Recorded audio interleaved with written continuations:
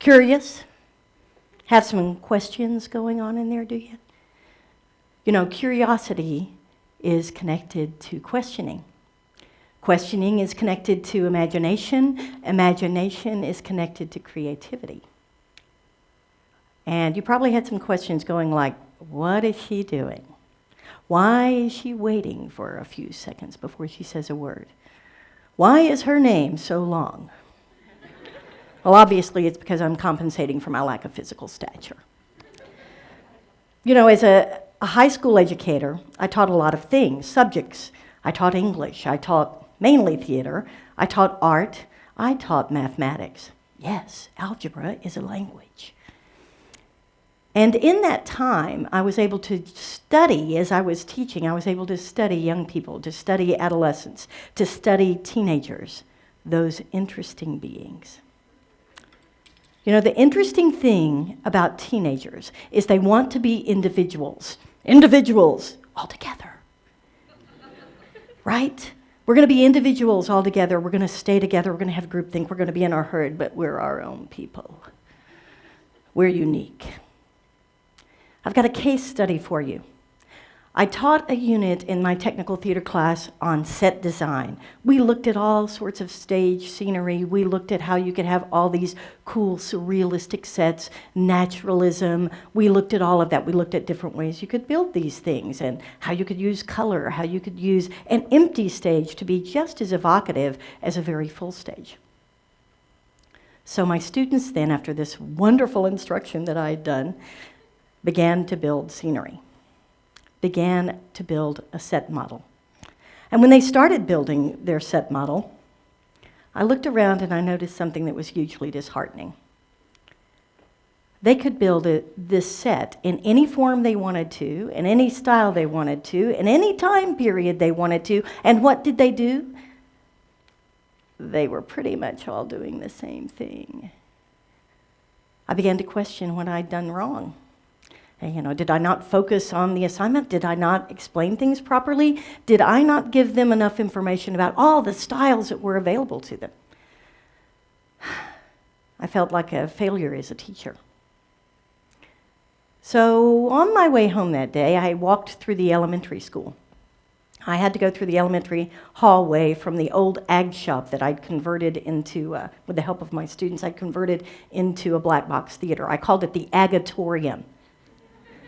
So I was walking out of the elementary, and I was starting to look at the art on the walls in the elementary school as I made my passage out to my car.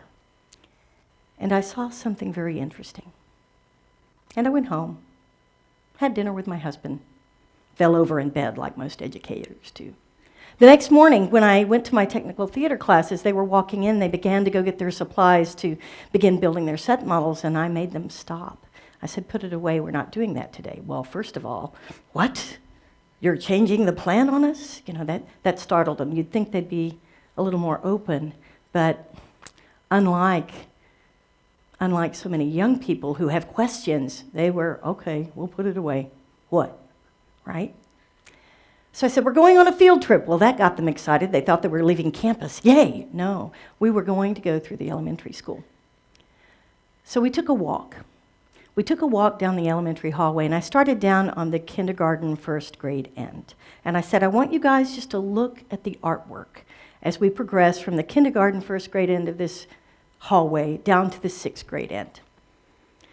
The kindergarten art, where trees are fuchsia and lime green and purple and maroon, and the bark is blue, where everything is so vibrant and colorful. And then you move down the hallway. And in the hallway, as you're coming down, you notice that suddenly the trees are green. The tree bark is brown. Everything begins to constrict. We walked all the way down to the sixth grade, and the sixth grade had this really cool art project that they'd done in their science classes. Their job was to learn about the bones of the human body.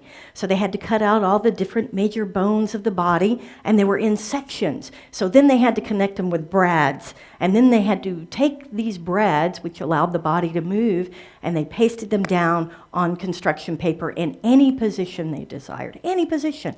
Wow, how many possibilities are there? 60 kids did this project.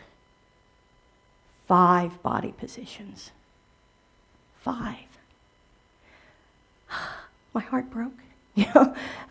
There's so much possibility. So what happened? What happened between kindergarten and first grade, where the kids were asking questions, all those whys we heard about this morning, all the how does it work, what's going on, to green tree, brown, ugh. What happened? I think what happens sometimes is that when we are working with students, as teachers, as parents, and we want our children to become more, less childish, we lose some of the things that make them childlike.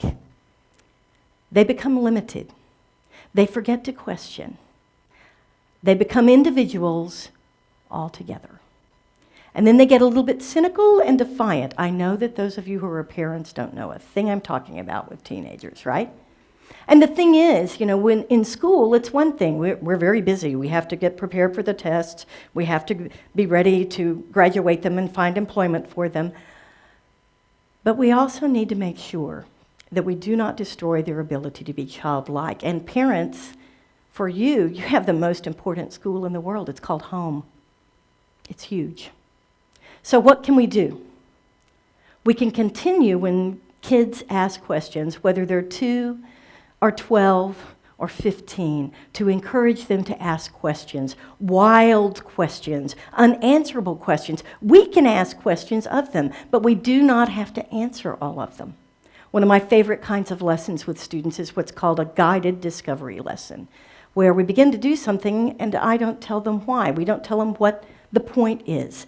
They figure it out on their own because their questioning leads to imagination, and that is going to lead to creativity and understanding.